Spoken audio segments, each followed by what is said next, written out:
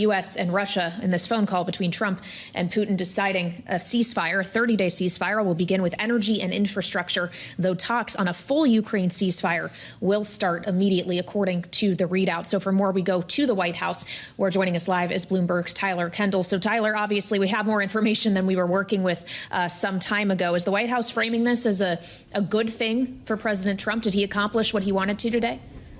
Right, Kaylee, so far all we've gotten is this readout, but the White House did go into this meeting rather optimistic about the chances to come out with something tangible. Interestingly enough, as you've been discussing this statement talking about how both sides agree there needs to be a lasting peace, that already is raising questions about what that lasting peace would look like, considering we know that Vladimir Putin is against putting peacekeepers on the ground in Ukraine, something that our European allies have been pushing for, Ukraine has been pushing for, trying to get what sort of firmer security guarantees we could see from the White House. We also saw in this readout that they are stressing this renewal in bilateral relations after there really hasn't been much direct contact with Moscow in recent years. Of course, these direct talks are reversing what was a longstanding U.S. policy not to negotiate directly with Russia. I mentioned earlier this hour that I had spoken to one foreign policy expert who said that this really is going to come down to a tightrope walk act for Russia, because the Kremlin does want to renew these bilateral relations with Washington as it seeks, for example, greater access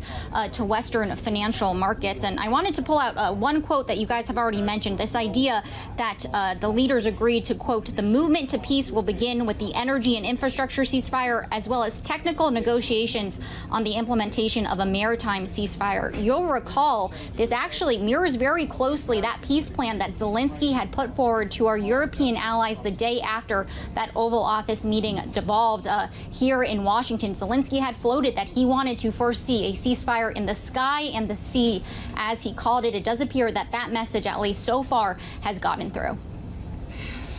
Tyler, optics everything on a day like this at the White House. We haven't seen President Trump yet, and there's no indication on the guidance that we saw earlier that would happen. Are we hearing anything about a news conference, a statement from Donald Trump or any of his surrogates who might be speaking more about this?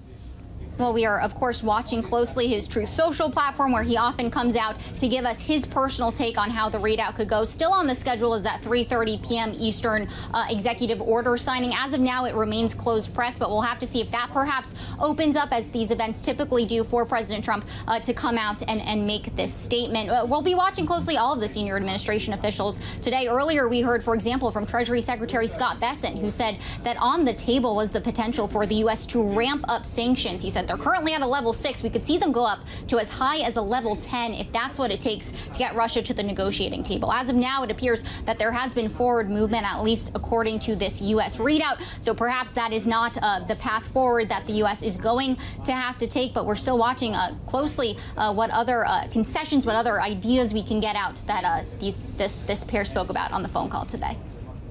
Bloomberg's Tyler Kendall live at the White House with the readout in hand following President Trump's telephone call with Vladimir Putin, more than an hour and a half long. Dan Flatley is back with us now in studio here in Washington, of course, covering national security for us at Bloomberg. Dan, last time we spoke, we didn't have any details. Now that we do, can either of these leaders claim a win? It's a good question, Joe. I think time will tell. We'll have to get some more details about what transpired behind the scenes.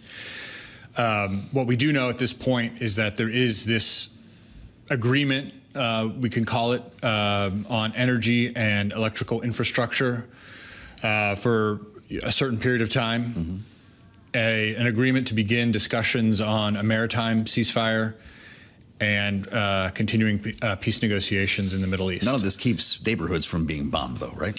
Yeah, I mean, I think it's probably a win in the general sense, in the human sense, as you point out, that there will be less bombing, less killing for the foreseeable future, assuming that this holds.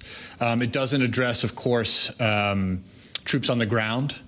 It doesn't address territorial disputes.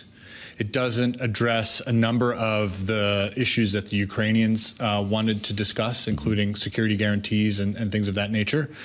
It leaves Putin the option to continue to press on a cessation of arms and materiel to Ukraine, supplies of that material by the U.S. and other allies.